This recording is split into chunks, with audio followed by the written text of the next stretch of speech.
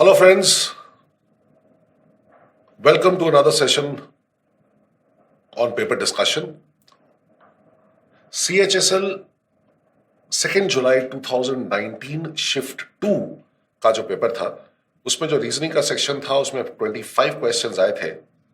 आज इस वीडियो में हम उसके डिस्कशन करेंगे, देखेंगे किस तरह से हम शॉर्टेस्ट पॉसिबल मेथड से इन क्वेश्चंस को बना सकते हैं।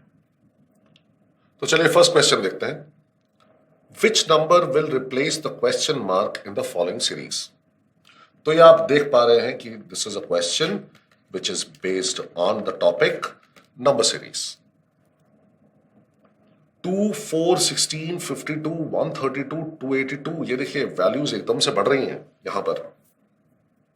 तो सबसे पहले तो इनके बीच में डिफरेंस लेकर देखते हैं।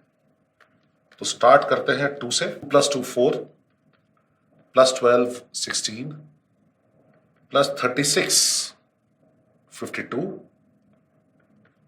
+80 132, +150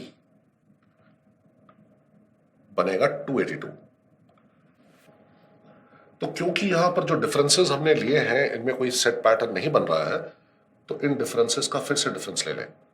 तो 2 + 10 12, जब तक कि कोई ढंग का पैटर्न नहीं आ जाता तब तक हम ये डिफरेंसेस लेते रहेंगे। तो 12 + 24 36, +44 80, +70 150।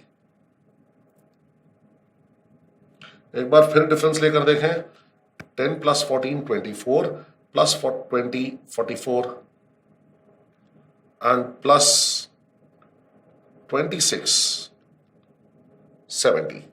तो अब यहां पर देख पा रहे हैं आप कि 6 का गैप आ रहा है, तो अगला डिफरेंस जो है वो भी 6 का आएगा। तो आगे बढ़ जाएं तो 26 + 6 लेकर देखें, दैट इज +32। अब 70 + 32 को लेकर देखें तो यहां पर हमारे पास में संख्या आती है 102। तो अब 150 + 102 देकर देखें, ऊपर की तरफ जा रहे हैं हम, तो वी गेट 252। अब 282 में 252 ऐड कर दें तो हमें मिलना चाहिए 534। यहां पर जो कि हमें दिया गया है चॉइस ए में, that is the correct answer. Next question. If fortune is coded as 6521347 and prey is coded as 8279, then how will Neptune be coded as? तो ये क्वेश्चन आपका कोडिंग डिकोडिंग पे बेस्ड है, जहां पर की फिक्स्ड वैल्यूज दी गई हैं कुछ लेटर्स को। जैसे कि आप देख पा रहे हैं यहां पर फॉर्च्यून, इसका कोड है 6521347। ठीक इसी तरह से प्रे, इसका कोड है जो दिया गया है 8279। अब इसी के आधार पर हमें यहां पर कोड निकालना है नेपच्यून का। अब यहां आप देख पा रहे हैं कि आर शब्द जो है इन दोनों में कॉमन है और दोनों में आर का कोड 2 दे रखा है। ठीक ऐसे ही ई शब्द कॉमन है और ई का कोड दोनों में 7 दे रखा है। तो इसका मतलब ये डायरेक्ट कोडिंग है, मतलब एफ का कोड 6, ओ का कोड 5, आर का 2, टी का 1 वगैरह वगैरह। तो ठीक इसी तरह से अब हम यहां पर दिए गए वर्ड के लेटर्स के कोड्स ढूंढेंगे और नेपच्यून शब्द का कोड बना देंगे। तो देखिए एन है 4, तो 4 आ गया। ई अभी हमने निकाला 7 है, पी यहां से मिल गया 8, टी यहां से मिल गया 1, यू की वैल्यू यहां दे रखी है 3, एन 4 है, ई 7 है। तो 47 81 347, 47 81 347 दिया गया है चॉइस बी में, that is the correct answer. Which number will replace the question mark in the following series. ये नंबर सीरीज टॉपिक है जिसपे कि ये क्वेश्चन बेस्ड है, और देखते ही मालूम पड़ रहा है यहां पर देखिए 89 से 90 संख्या बढ़ रही है, वैल्यू बढ़ी, फिर 82 पे आए तो वैल्यू गिर गई, फिर 109 पे गए तो वैल्यू बढ़ी, फिर 45 पे आया तो वैल्यू गिर गई। अब यहां पर दो चीजें हो सकती हैं, 89 से 90 प्लस, 90 से 82 माइनस, फिर 82 में कुछ प्लस करें तो 109, फिर उसमें कुछ माइनस करें तो 45, या फिर ऑल्टरनेट नंबर्स का आपस में कोई रिलेशन है। ऑल्टरनेट नंबर्स मायने एक छोड़कर एक। तो एक काम करते हैं कि यहां पर जो नंबर्स दिए गए हैं इन सब में डिफरेंस लेकर देख लेते हैं। 89 और 90, तो 89 प्लस 1 बना 90, 90 और 82, 90 माइनस 8 बना 82, 82 और 109, 82 प्लस 27 बना 109, 109 और 45, 109 माइनस 64 बना 45। अब ध्यान से देखें, इंडिविजुअली सिंबल को ना देखें। 1 जो है ये 1 का क्यूब, 8 जो है ये 2 का क्यूब, इसलिए मुझे 1 का क्यूब लेना पड़ा क्योंकि ये सभी क्यूब्स हैं। 27 3 का क्यूब, 64 4 का क्यूब, तो अगला कौन सा क्यूब आएगा? 5 का क्यूब, जो कि है 125। अब सिंबल देखें, प्लस माइनस प्लस माइनस, तो यहां आना चाहिए प्लस, तो 45 प्लस 125 बनता है 170, जो कि हमें दिया गया है चॉइस ए में। Select the Venn diagram, Venn diagram पे आधारित क्वेश्चन है, that best illustrates the relationship between the following classes, nurses, doctors, pharmacists. तो भाई ये तीनों तो अलग अलग चीजें हुई। देखिए, नर्स का काम होता है मरीज की देखभाल करना, डॉक्टर्स का काम होता है मरीज का, पेशेंट का इलाज करना, और फार्मासिस्ट का काम होता है पेशेंट के लिए दवा सप्लाई करना। तो ये तीनों अलग अलग है, तो अलग अलग यहां पर दिए गए हैं चॉइस बी में, ये सही उत्तर हो जाता है। अब आप में से कुछ लोगों के मन में ये शंका आएगी कि भाई कुछ डॉक्टर्स फार्मासिस्ट भी तो हो सकते हैं, बहुत कम चांसेस हैं, और रेयर केसेस के हिसाब से हम कभी भी वेन डायग्राम नहीं बनाते। याद रखिए, जो जनरली सही होता है 90% ऑफ द केसेस में जो सही होगा उसी के हिसाब से वेन डायग्राम का चयन करें या सिलेक्शन करें। तो जनरली स्पीकिंग नर्सेज, डॉक्टर्स और फार्मासिस्ट ये अलग अलग लोग हैं, अलग अलग प्रोफेशंस हैं, क्योंकि अगर एक व्यक्ति डॉक्टर बन जाएगा तो वो अपने आप को नर्स कहलाना, जो कि नीचे का ओहदा होता है, पसंद नहीं करेगा। तो choice B here will be the correct answer. Next question, 2 statements are given followed by 3 conclusions. देखते ही मालूम पड़ना चाहिए ये सिलोजिज्म पे बेस्ड क्वेश्चन है। तो चलिए इमीडिएट कंक्लूजन और मेन कंक्लूजन ये बनाते हैं, और चॉइसेस में कहीं पर भी आपको आइदर और तो दिया नहीं है। अगर आइदर और दिया होता तो हमें कॉम्प्लीमेंट्री पेयर के लिए भी चेक करना होता। कॉम्प्लीमेंट्री पेयर मतलब आइदर और वाला केस। 2 केसेस होते हैं जैसा कि आप जानते हैं, सम नो और ऑल सम नॉट। खैर, अभी हमें इसकी आवश्यकता नहीं है।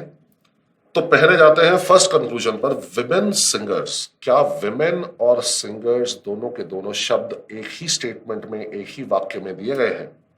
विमेन इंजीनियर्स, सिंगर्स इंजीनियर्स, अलग अलग स्टेटमेंट्स में है।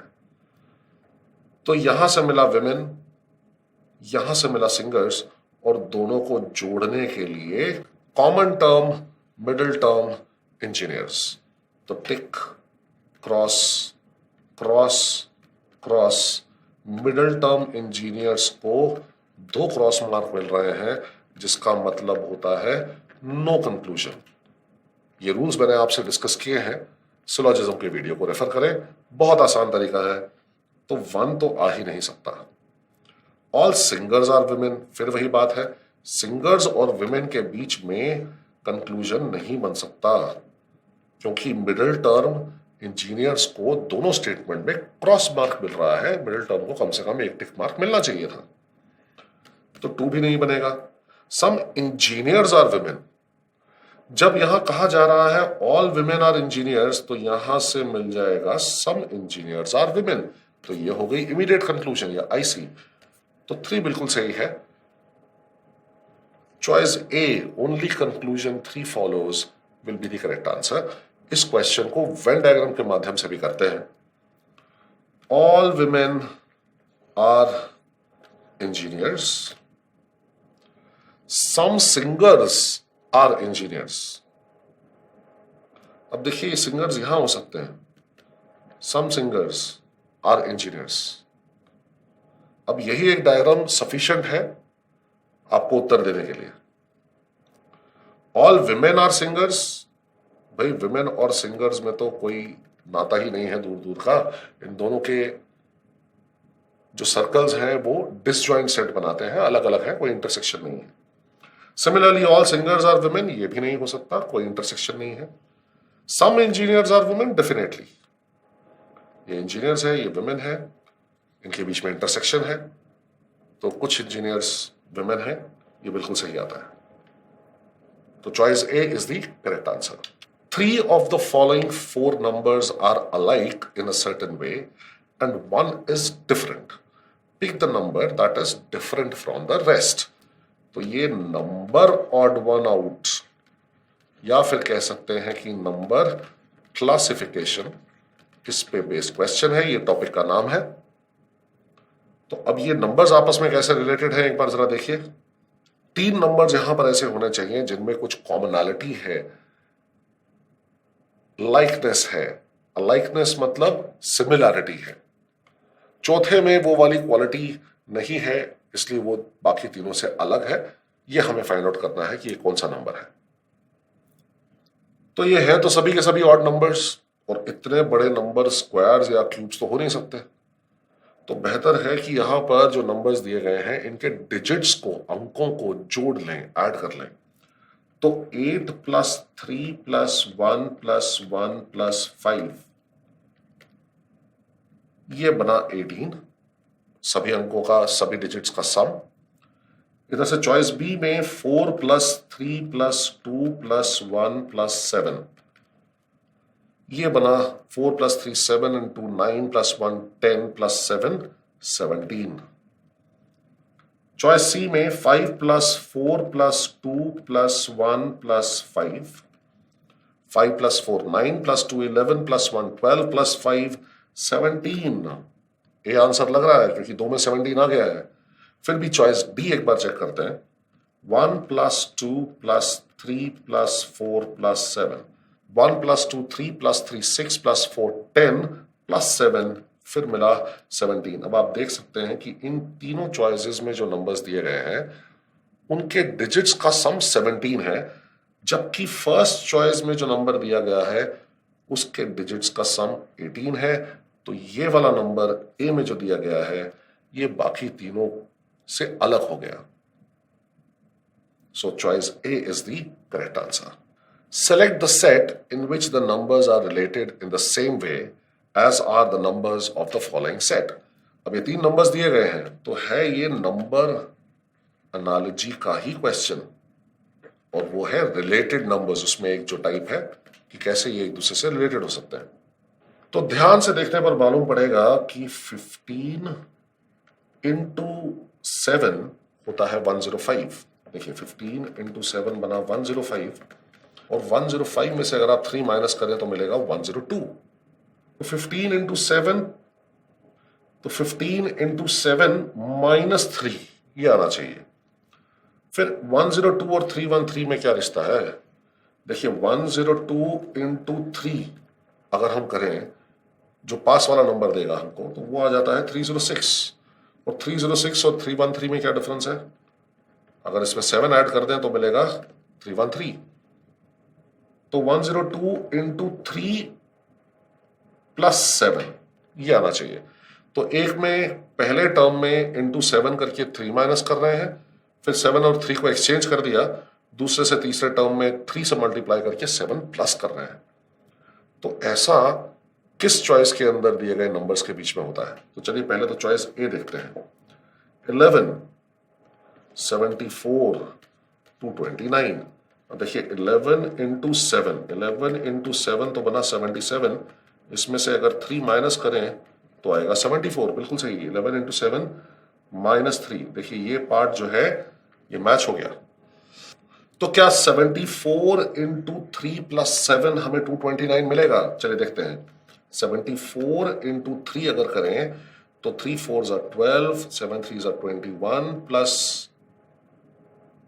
122, तो 222 प्लस कर दें अगर इसमें हम 7 तो हमें प्राप्त होता है 229। ये देख पा रहे हैं आप, यहां पर मिलेगा इंटू 3 प्लस 7। देखिए ये वाला भी मैच हो गया। तो इसका मतलब चॉइस ए में दिए गए जो नंबर्स हैं उन्हीं के साथ में क्वेश्चन में दिए गए नंबर सेट का सही रिलेशन बनता है। So choice A is the correct answer. Select the correct mirror image of the given figure when the mirror is placed to the right of the figure. तो ये देखिए राइट ऑफ द फिगर, यहां पर mirror रखा गया है। Mirror image पे based ये क्वेश्चन, नॉन वर्बल रीजनिंग पे आधारित। अब जैसे कि पहले भी हम बात कर चुके हैं, मिरर इमेज में कोई भी पॉइंट का जितना डिस्टेंस मिरर से होता है ठीक उतना ही डिस्टेंस उसके इमेज का भी होता है मिरर के पीछे। तो ये यहां पर कुछ इस तरह की फिगर्स बन जाएंगी। देखिए लेफ्ट का राइट बन जाता है, राइट का लेफ्ट बन जाता है मिरर इमेज में, ये ऐसे आ गया। और इनके पीछे देखिए ये इससे दूर है, जितना ये दूर है उतना ही यहां पर भी दूर होना चाहिए, लेकिन वर्टिकल जो लाइंस होती हैं वो मिरर इमेज में हमेशा सेम रहती। तो सिर्फ इतना ही जांच लें। देखिए ये वाला जो है बिट बिल्कुल ठीक आ रहा है, ये वाला गलत हो गया तो बी हटा दें। अभी भी ये वाला बिट ठीक आ रहा है, ये वाला फिर गलत हो गया तो डी हटा दें। तो इसका मतलब चॉइस बी और डी तो गलत हो गए। अब ए और सी को कंपेयर कीजिए, आपको मालूम पड़ेगा कि आपको क्या चेक करना है। भाई ध्यान से देखें तो ये बिल्ली की पूंछ देखनी पड़ेगी, ये किस तरफ है। भाई डायग्राम में अगर ये इस तरफ है तो उसके इमेज में ये कुछ इस तरफ होनी चाहिए। अरे ये क्या बन रहा है? अगर इसका मुंह इस तरफ है पॉइंटिंग, तो इसकी पॉइंटिंग इस तरफ होनी चाहिए, और ऐसा यहां पर हो पा रहा है। So choice C will be the correct answer. In a code language certain is written as XVI GZRM. How will climate be written in that language? तो कोडिंग डिकोडिंग पे बेस्ड है ये क्वेश्चन। तो एक काम करते हैं, वर्ड को और कोड को यहां अलग से लिख लेते हैं। वर्ड के नीचे कोड, लेकिन सबसे पहले इस वर्ड में दिए गए जितने भी लेटर्स हैं इंग्लिश अल्फाबेट में उनकी जो पोजीशंस हैं वो नोट डाउन करते हैं। C3 E5 R18 T20 A1 I9 N14। अब इसके नीचे लिख लेते हैं, 2 लाइन्स लगाइए, उसके बाद में थोड़ा गैप दीजिए और लिखिए यहां पर जो भी कोड है XVI GZRM। तो यह है 24 22 9 7 26 18 13। ध्यान से देखें, सम जो है प्लेस वैल्यूज का वो आ रहा है 27। देखिए 3 plus 24 27, 5 plus 22 18 plus 9 20 plus 7, 1 plus 26 9 plus 18 14 plus 13। हर एक केस में आमने सामने वाले लेटर्स की प्लेस वैल्यूज का सम जोड़ योग 27 आ रहा है, और ये इंडिकेशन किसका है कि ये सब है एंड पेयर्स, या फिर आप जैसा इन्हें कह सकते हैं ऑपोजिट पेयर्स या ऑपोजिट्स। तो ठीक ऐसे ही क्लाइमेट शब्द जो है इसमें जो भी अक्षर लिखे गए हैं का आप यहां पर प्लेस वैल्यू ले लें और फिर 27 में से इसे माइनस करते चलें। सो 27 माइनस 3 मिलेगा 24 जो कि है x। तो c और x ये एंड पेयर्स होते हैं। 12, सो 27 माइनस 12 बना 15 बना o। 27 माइनस 19 18 जो कि है r। कुछ तो हमें याद ही होने चाहिए, जैसे m और n, a और z, t और g और e और v। तो XORNZGV, तो XOR यहां पर दिख रहा है XOR और यहां पर दिख रहा है XOR, तो C तो हटाइए, A को भी हटाइए। उसके बाद NZGV, देखिए NZGV चाहिए था हमको, ये तो VG हो गया है, तो ये गलत हो गया।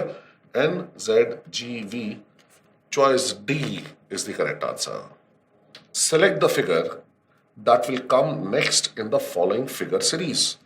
तो नॉन वर्बल रीजनिंग में ये सीरीज के क्वेश्चंस हैं, तो इसके बाद में क्या आएगा चलिए एक बार देखते हैं।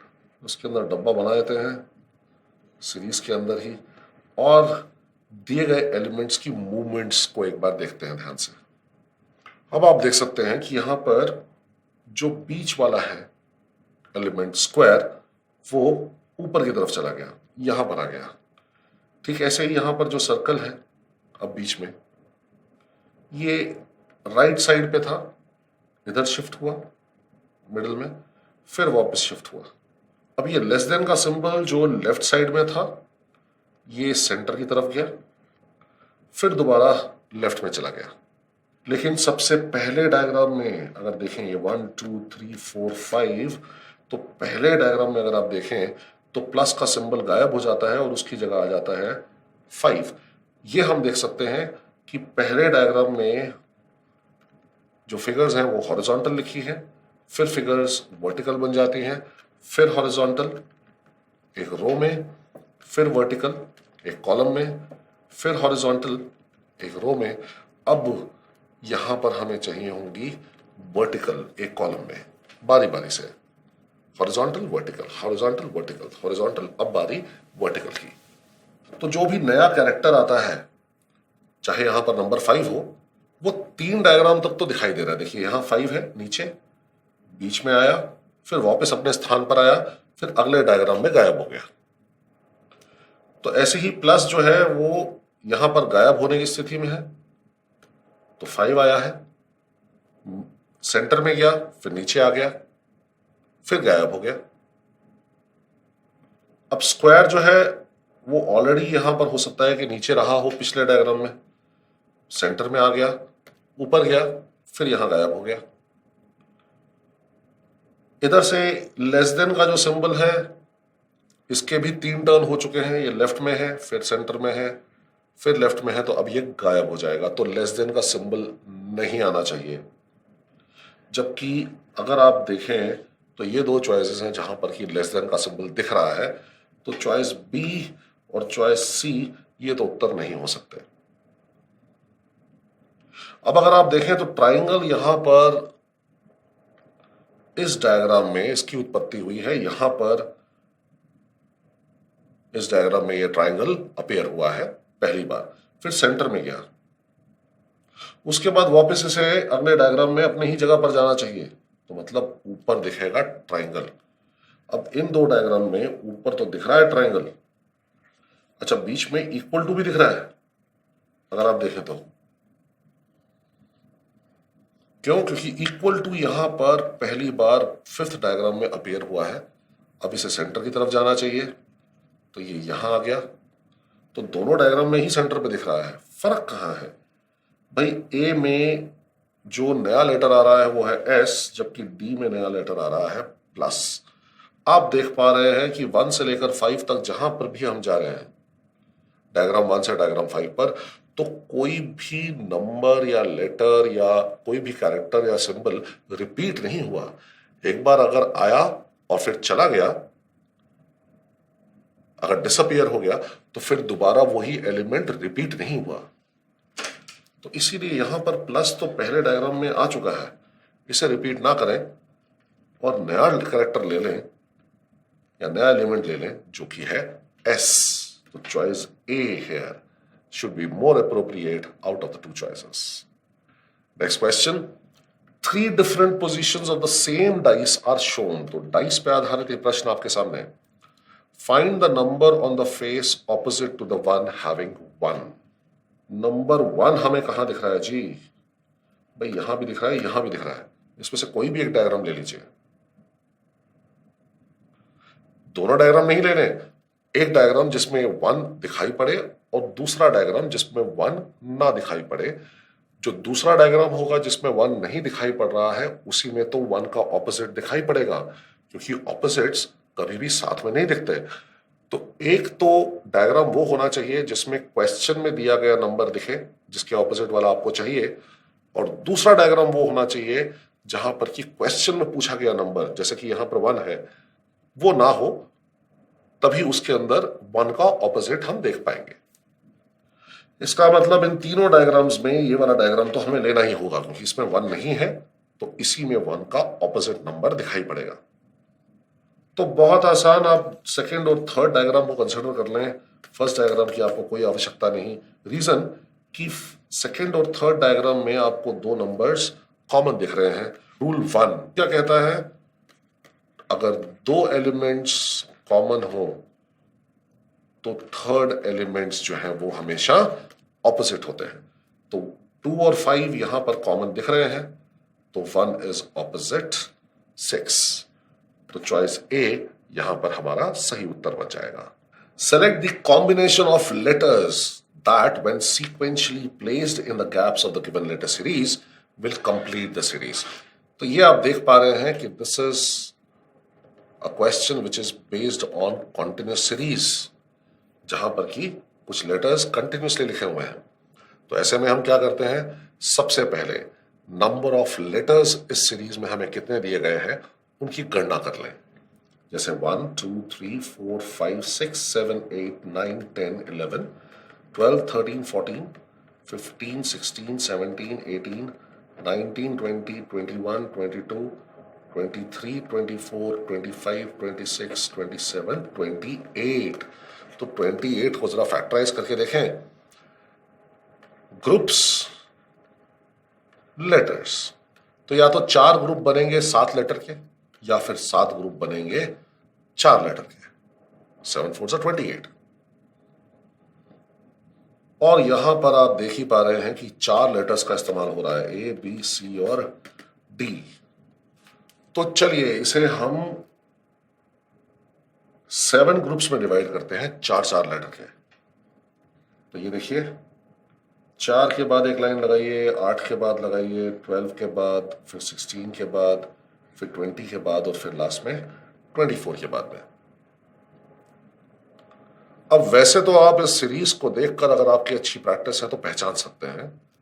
कैसे कि ये देखिए, ऑल्टरनेट प्लेसेस, ऑल्टरनेट ग्रुप्स जो है इनमें सेकंड लेटर देखिए सेम है।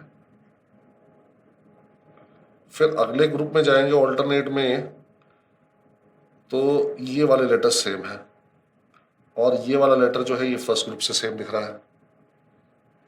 उसके बाद लास्ट ग्रुप में जाएंगे तो भी ए बी आपको सेम दिख रहे हैं, और डी की पोजीशन भी सेम दिख रही है। तो वैसे या तो आप चॉइसेस को बार बार डालकर फिर देखेंगे कौन सी चॉइस का सेंस बनता है, या फिर अगर आप इस तरह से जजमेंट ले सकें तो आप समझ पाएंगे कि यहां पर फर्स्ट 2 लेटर्स जो हैं इन ग्रुप्स में, ऑल्टरनेट ग्रुप्स में ए बी आना चाहिए। तो ये आ गया ए बी, फिर ये आ गया ए बी। अब यहां बन रहा है ए बी डी बी, तो इसका मतलब लास्ट 2 लेटर्स इन ग्रुप्स में डी बी होने चाहिए। ये बन गया। अब देखें जरा ये वाले groups, second, fourth and sixth. तो ए डैश डी बी, यहां पर भी ए डैश डी बी होना चाहिए था। यहां सी आ रहा है, ये डी आ गया, ये सी आ गया, और ये ए आ गया, ए सी डी बी। अब इसे ध्यान से पढ़ें, A B D B, A C D B, A B D B, A C D B, A B D B, A C D B, A B D B. तो A B D B और ए C D B ये 2 groups हैं जो alternately repeat हो रहे हैं। और choice जो यहां बनती है, देखिए ध्यान से लिखें, D C A B D B A B. तो D C A B D, D C A B D, D C A D B दिया हुआ है यहां पर, तो ये सी तो गलत हो गया। डी सी डी ए दिया गया है, ये भी गलत हो गया। ये तो सी से लिखा गया है, बस डी ही काफी है। तो D C A B D, D C A B D, इसके पीछे B A B. So choice D here will be the correct answer. अगर आप एक एक करके इसमें चॉइसेस भरते और चॉइस डी उत्तर आपका निकल रहा है तो ए, बी और सी चॉइस भर के उसे जांचने में आपको काफी समय लग जाता।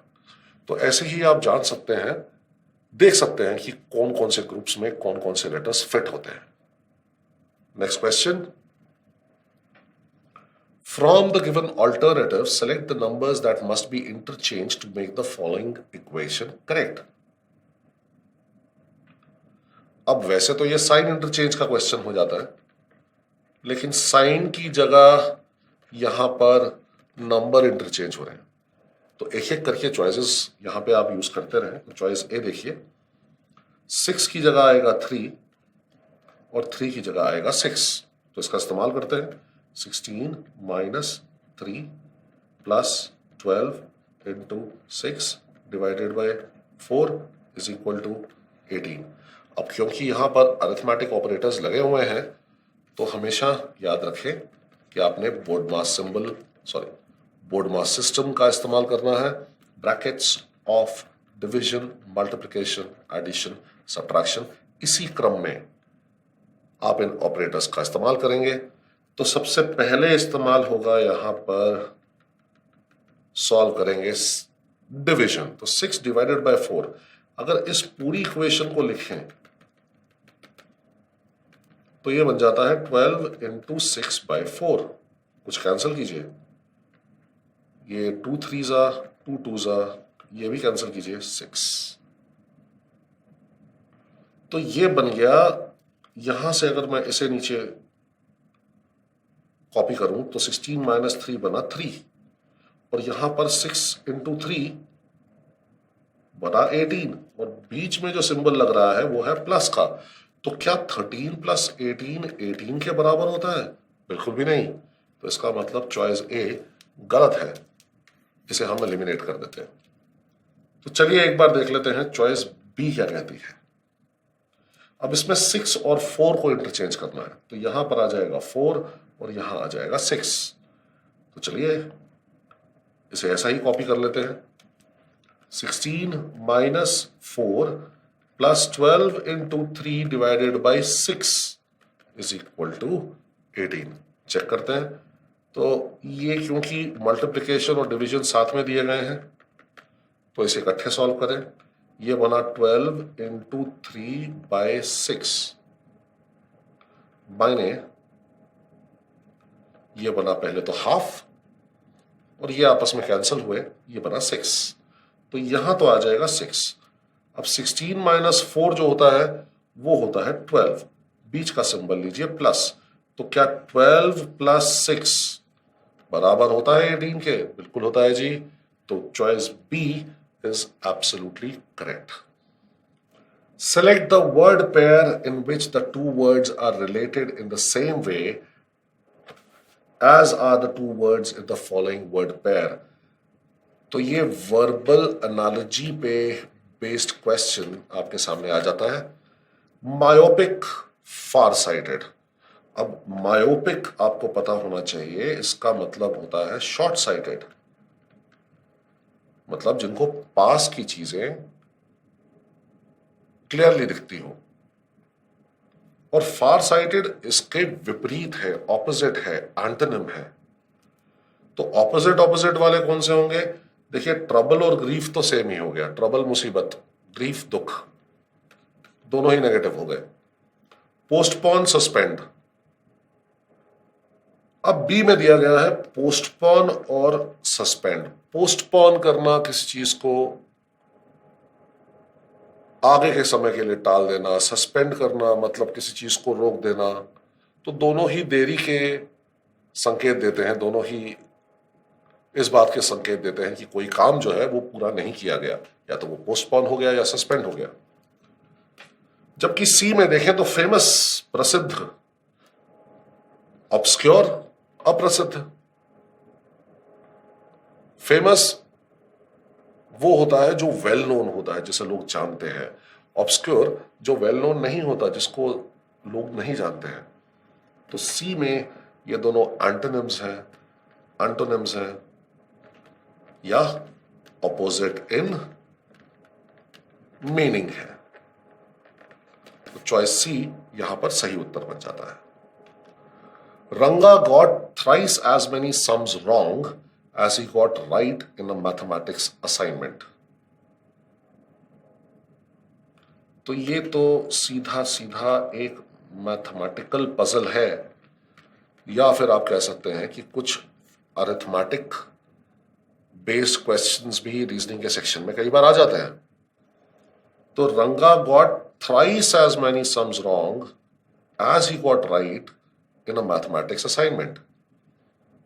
तो मान लेते हैं कि जो उसने करेक्ट किए थे या राइट किए थे सम्स, वो है एक्स इन नंबर। तो इसका मतलब रॉन्ग वाले जो है वो कितने हुए? Thrice as many sums wrong as he got right in a mathematics assignment. तो राइट वाले के 3 times. Now if he attempted 72 sums in all, तो सीधी बात x प्लस 3x बने total 72। Then how many did he solve correctly in his mathematics assignment? तो 4x बराबर है 72 के, x बराबर है 72/4, 4 1 जा 4, 32 18, x है 18, जो कि करेक्ट या राइट वाले सम्स हैं उसके असाइनमेंट में। तो ये हमें दिया गया है चॉइस डी में, that is the correct answer. Next question, T is the sister of D। देखते ही मालूम पड़ रहा है कि ये क्वेश्चन ब्लड रिलेशंस पे आधारित है जी। तो बना देते हैं इसको, T is sister of D। तो यहां पर हम फैमिली ट्री डायग्राम के माध्यम से इसको सॉल्व करेंगे। D is married to P, तो ये दोनों मैरिड है। अब ये नहीं पता कि हस्बैंड कौन है, वाइफ कौन है। तो P सन ऑफ M, चलिए मालूम पड़ गया। अगर P सन है तो मेल होगा, तो ये रहा हस्बैंड, ये रही वाइफ, तो ये भी सिस्टर हुई। ये दोनों ही दोनों T और D दोनों की दोनों सिस्टर हुई, क्योंकि दोनों फीमेल है। Now T is the mother of J, लीजिए T is the mother of J, Y is the father of U। अब ये कहां लाना है, इसे कहीं अलग लिख देते हैं। Y is the father of U, बाद में जोड़ लेंगे, क्योंकि हमें पता नहीं कि अभी जो डायग्राम हमने बनाया है उसमें Y और U की फिटिंग कहां करनी है। Now Y has only one son and only one daughter। कौन है भाई ये? Y का एक सन और एक डॉटर है, देखते हैं कहां पर है। U is the daughter of T। अब ये तो हिसाब किताब पूरा बन गया कि U जो है वो T की डॉटर है। और ये भी हमें पता है, ये वाले डायग्राम को यहां पर फिट करें कि Y जो है वो U के फादर है। अब इससे हमें यह भी पता है कि Y के 2 चिल्ड्रन हैं,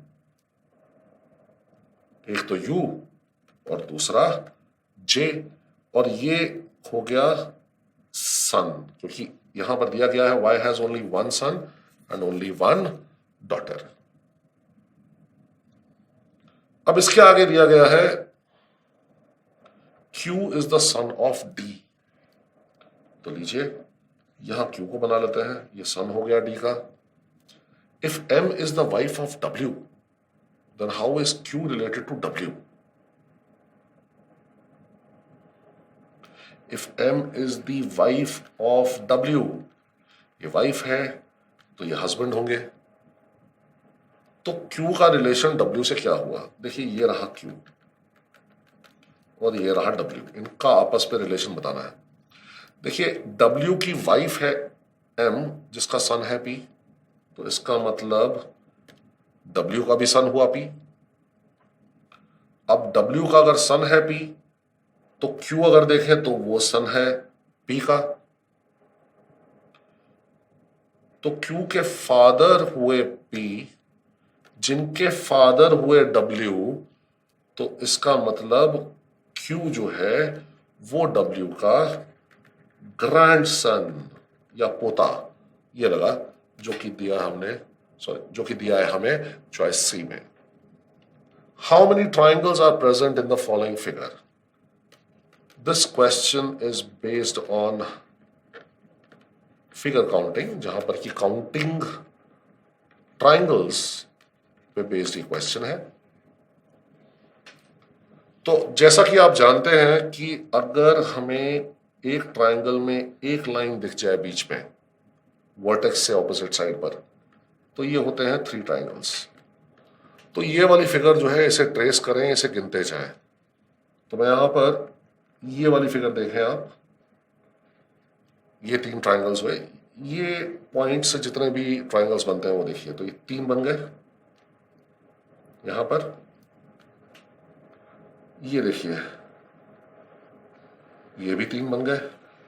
ये देखिए, अब ये भी 3 बनेंगे।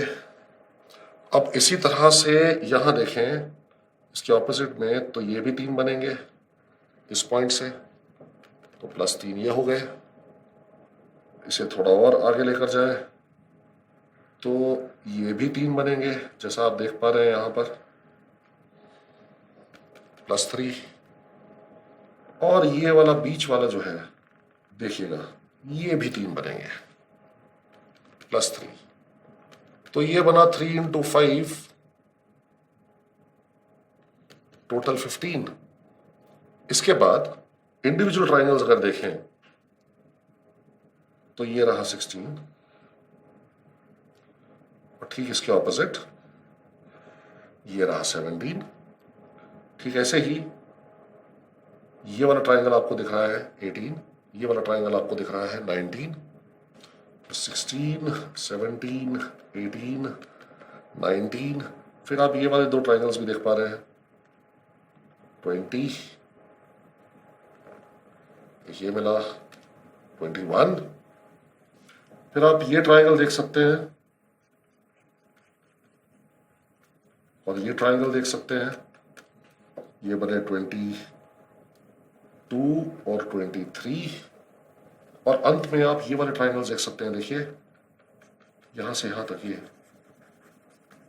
ये वाला ट्राइंगल जो है, ऐसे ही ठीक सामने इसके, तो ये बने 24 और 25। तो कुल मिलाकर ये 25 ट्राइंगल्स बनते हैं।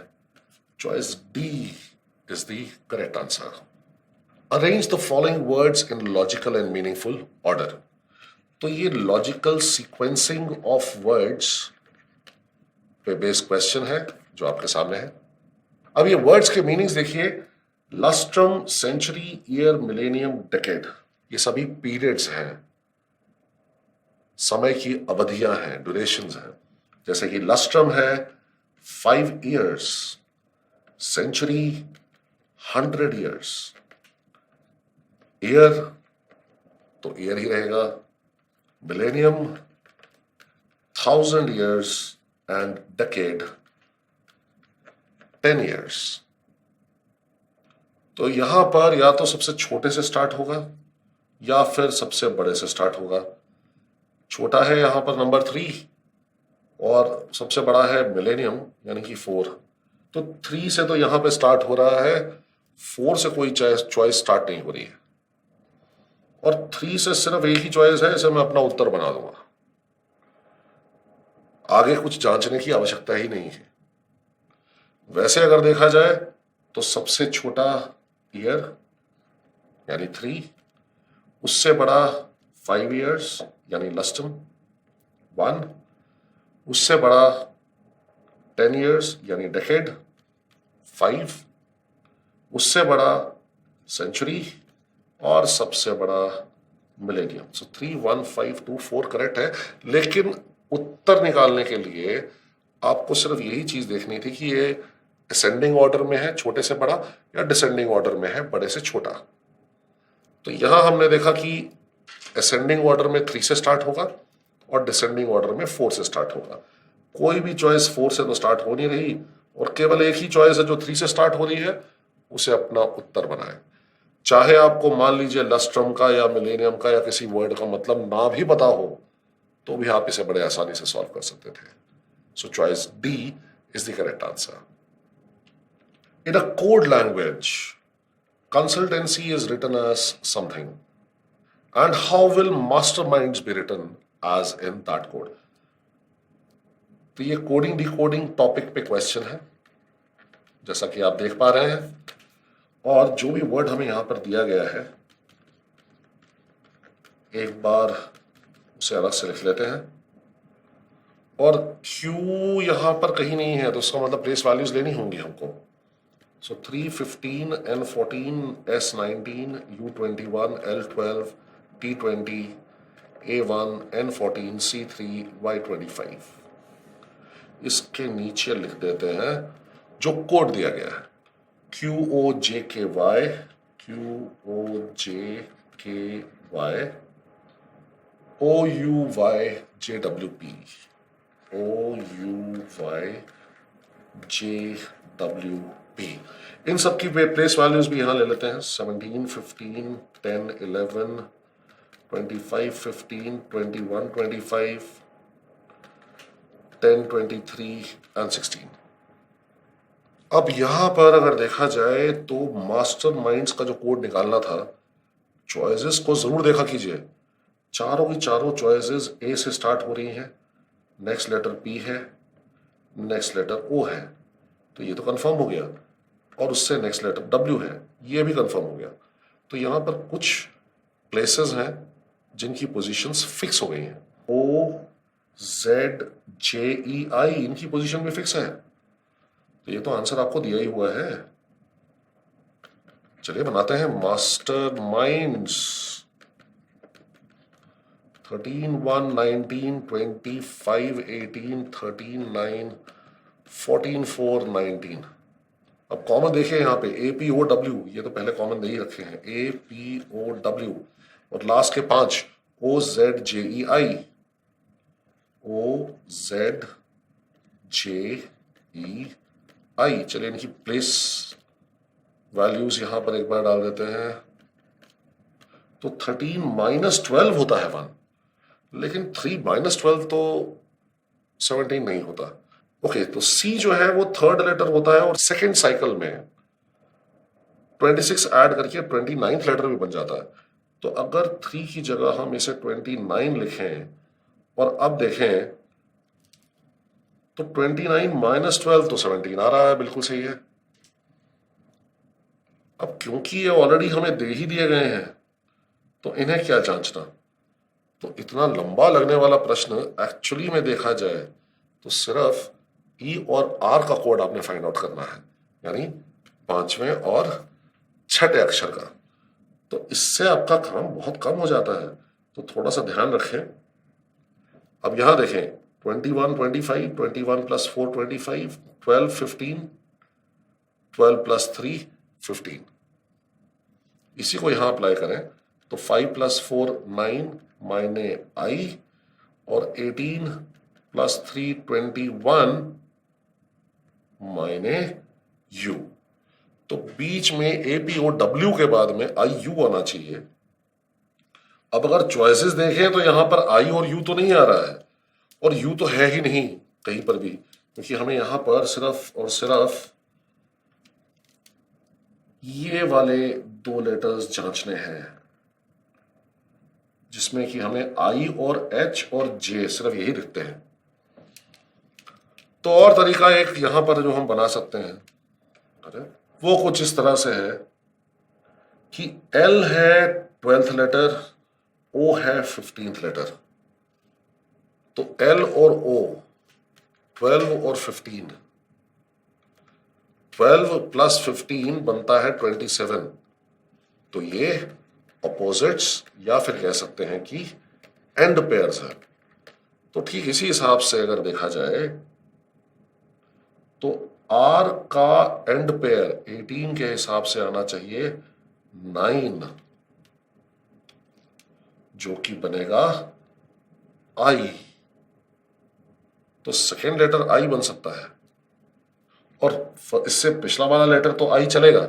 यहां पर देखिए ना डबल I दिया हुआ है, ये मैच होता है। Choice D is the correct answer.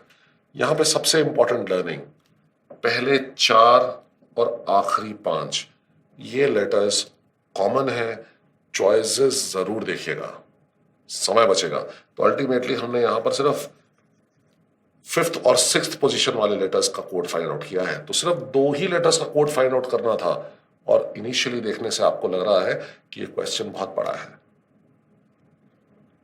तो चॉइसेस को साथ में लेकर क्वेश्चंस का आंसर बनाते रहिए। खासकर कोडिंग डिकोडिंग में चॉइसेस को आपस में कंपेयर करें और केवल उन्हीं पोजीशंस के लेटर्स का कोड फाइंड आउट करें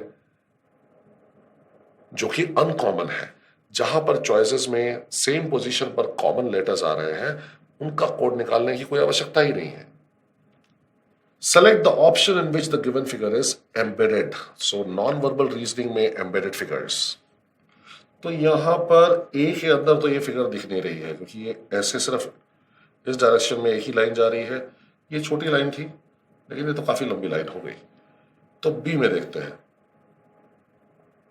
बी में भी ऐसा कुछ दिख नहीं रहा है, लेकिन अगर सी को ध्यान से देखें तो ये देख सकते हैं आप, ये आकृति बिल्कुल इस आकृति से मैच करती है।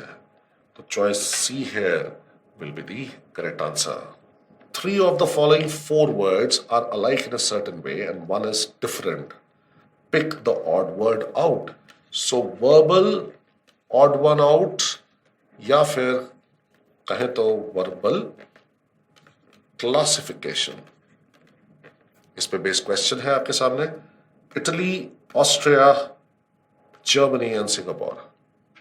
इसमें अगर देखें तो इटली, जर्मनी और ऑस्ट्रिया ये यूरोपियन कंट्रीज हैं, ये यूरोप कॉन्टिनेंट में आती है। सिंगापुर ये एशियन कॉन्टिनेंट में आता है। तो ग्रुप बन रहा है, क्लास बन रही है यहां पर यूरोपियन कंट्रीज की। सिंगापुर यूरोपियन कंट्री नहीं है इसलिए वो इस ग्रुप से बाहर हो जाती है। हमारा आंसर है a paper is folded and cut as shown in the following figures. How will it appear when unfolded? So,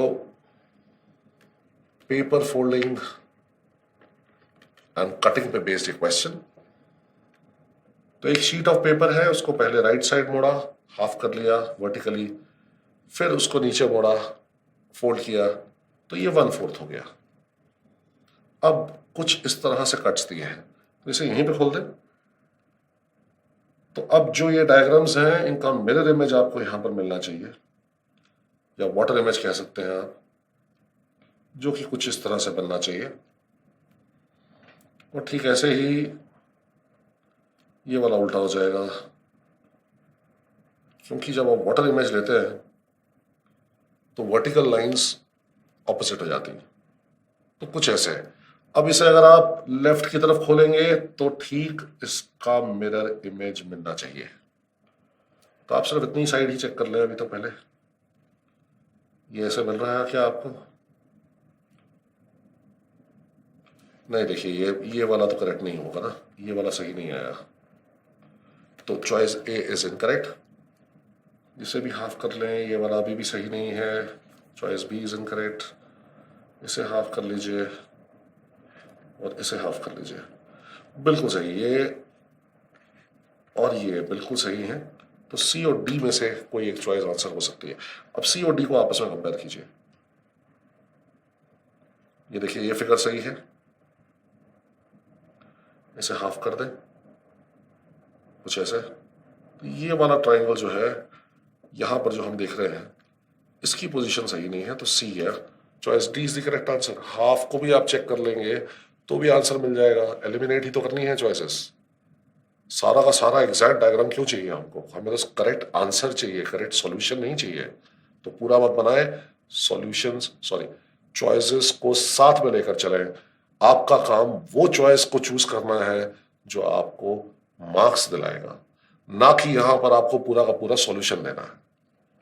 ₹2100 is divided among P, Q and R in such a way that P's share is half of the combined share of Q and R and Q's share is 1/4 of the combined share of P and R. तो ये arithmetic based puzzle हो गई।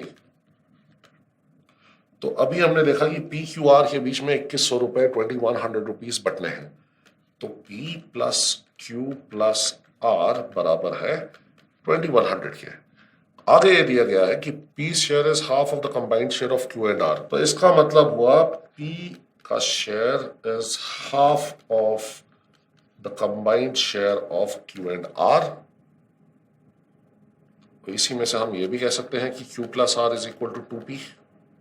क्या पता ये वाली equation काम आ जाए। आगे दिया है Q's share is 1/4 of the combined share of P and R। Q का share is 1/4 of the combined share of P and R। इससे हम ये भी कह सकते हैं कि P प्लस आर बराबर है 4Q के। By what amount is R share more than that of P। तो R माइनस P यहां पर हमें फाइंड आउट करना है। तो आप यहां पर चाहें तो इस इक्वेशन को इस फर्स्ट वाली बेसिक इक्वेशन के अंदर पुट कर दीजिए। तो Q प्लस आर की जगह हम यहां पर रख देंगे 2P। तो हमें यहां पर यह मिलना चाहिए P plus 2P is equal to 2100। 3P is equal to 2100। P की वैल्यू हुई 2100 बाई 3 दैट इज 700। अब ठीक ऐसे ही P plus R is equal to 4Q। इस बार आप इसे बेसिक इक्वेशन में रखते हैं। P प्लस आर की जगह 4Q रखते हैं। तब हमें मिलता है 4Q plus Q is equal to 2100 minus 5Q is equal to 2100। Q is equal to 2100 by 5 जो कि बना 420। अब P है 700 और Q है 420। तो R की वैल्यू क्या आएगी? R की वैल्यू 2100 में से P और Q की वैल्यूज माइनस कर दीजिए। 700 प्लस 420 1120। 2100 में से माइनस किया तो R की वैल्यू आई 980। अब R और P इनके बीच का डिफरेंस कितना हुआ? 700 और 980 डिफरेंस हुआ 280 का, जो कि हमें दिया गया है चॉइस डी में। यह हमारा सही उत्तर है। Cone is related to ice cream in the same way as bowl is related to. तो वर्बल ऑड वन आउट या वर्बल क्लासिफिकेशन का ये क्वेश्चन। अब कोन में तो आइसक्रीम रखी जाती है, तो बाउल में क्या रखा जाता है? भाई सिप तो एक प्रक्रिया है, एक कार्य है, एक एक्शन है जो हम परफॉर्म करते हैं। बाउल में हम सोप नहीं रखते हैं और बाउल को हम ड्रिंक नहीं करते हैं। हाँ, बाउल में हम सूप जरूर रखते हैं, तो सूप हम बाउल से पीते हैं। तो choice C is the correct answer. Cone में आइसक्रीम तो बाउल में soup. Select the option that is related to the third letter cluster in the same way as the second letter cluster is related to the first letter cluster. Letter analogy पे आधारित ये प्रश्न। तो ऐसे में इन्हें आमने सामने रख देते हैं और जरा इनकी प्लेस वैल्यूज भी ले लेते हैं। तो ये रहा W, X, L और J। 23, 24, 12, 10। अब ये तो 2 है और ये 23 है, तो उसकी सेकेंड साइकिल लेते हैं। 2 प्लस 26 माइनस 28। ऐसे ही A1 है और ये 24 है x की वैल्यू। तो ऐसे में हमें क्या करना चाहिए कि A की भी हम यहां पर सेकेंड साइकिल की वैल्यू लेंगे, मींस 27। अब कंपैरिजन में बहुत इजी होगा। देखिए 28 ऊपर से नीचे जाइए। 28 minus 5 is 23। 27 minus 3 is 24। 14 minus 2 is 12 and 11 minus 1 is J। अब इसी तरह से आइडल, इसमें वैल्यूज लें 9, 4, 15 एंड 12। यही पैटर्न यहां पे इस्तेमाल करें। -5, -3, -2, -1, 9 minus 5, 4, D, 4 minus 3, 1, minus A, 15 minus 2, 13, which means M, and 12 minus 1 is 11, that is K. D, A, M, K, choice B में, that is the correct answer. तो एक और डिस्कशन की हमने CHSL के पेपर की, जिसमें कि आपने ये पाया कि और वैरायटीज क्वेश्चंस की क्या हो सकती थी, किस तरह से चॉइसेस का इस्तेमाल करके हम टाइम सेव करते हुए जल्दी और एक्यूरेटली ये क्वेश्चन को सॉल्व कर सकते हैं। नेक्स्ट डिस्कशन में कुछ और क्वेश्चन सॉल्व करेंगे। Wish you all the best. Thank you.